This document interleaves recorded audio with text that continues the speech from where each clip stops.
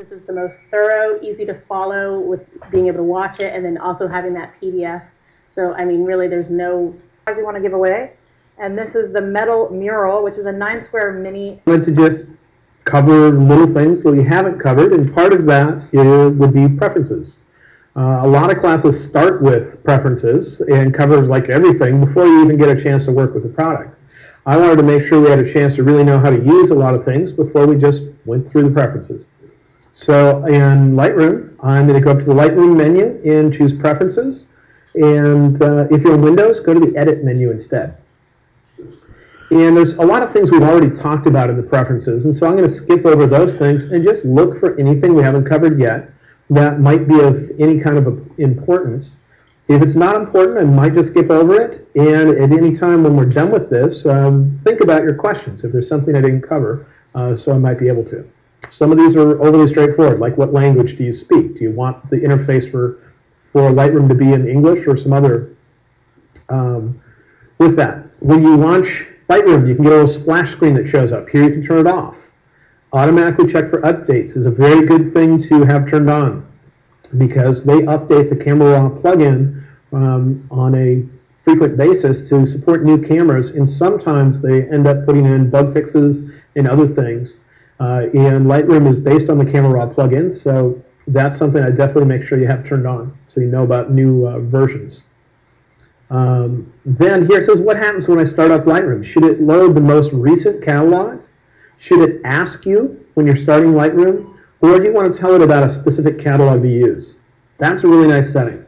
Because if you work with one catalog all the time, your master catalog, then you can just say, load the most recent catalog. And it just, every time you open it, you get the same catalog because you never use a different one.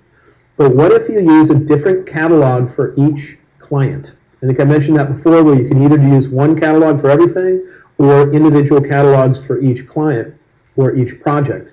Well, if you do one for each client or project, you could set this to the name of a master catalog. Maybe it's the catalog that you have your portfolio in. So it's the one you want to go to when you're not working on client work. That way it would know which one that you like to use most frequently. And then anytime you want to use a different catalog, you can go to the File menu and just choose Open Catalog.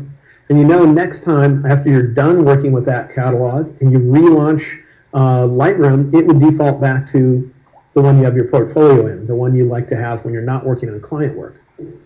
If you're constantly changing between catalogs for different clients, then you might want to just have it prompt you each time you open it. So it's up to you. I'm having mine unloading the most recent one.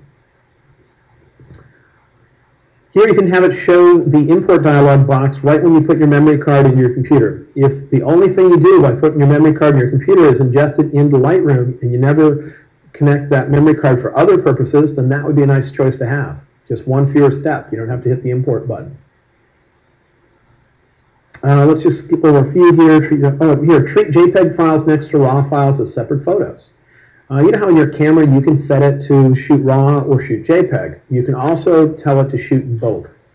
Sometimes people have it shoot both because they're doing things like, let's say they want to give the client the JPEGs right away, or if you're shooting tethered, you might tell it to only send over the JPEG files to your computer so it takes less time to transfer over, especially if you're doing that wirelessly.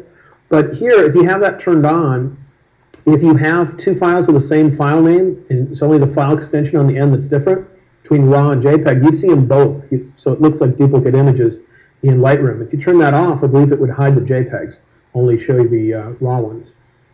Then when it's done importing, you can have it play a sound if you'd like.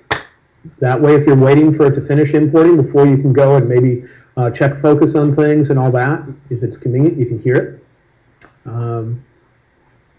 Let's see here. This one here brings me over to catalog settings. We can look at that separately once we're done looking through here. I'm going to go to the next tab over, which is presets. And here's where some people asked about the auto tone button. There's like a little auto button when you're in your basic part of the adjustments. And if you like that, if you find that you're clicking it on almost every image you open, turn this on, and then it will do it for every image that you haven't adjusted yet when you open them. So you can control that. By default, it does it when you convert to black and white.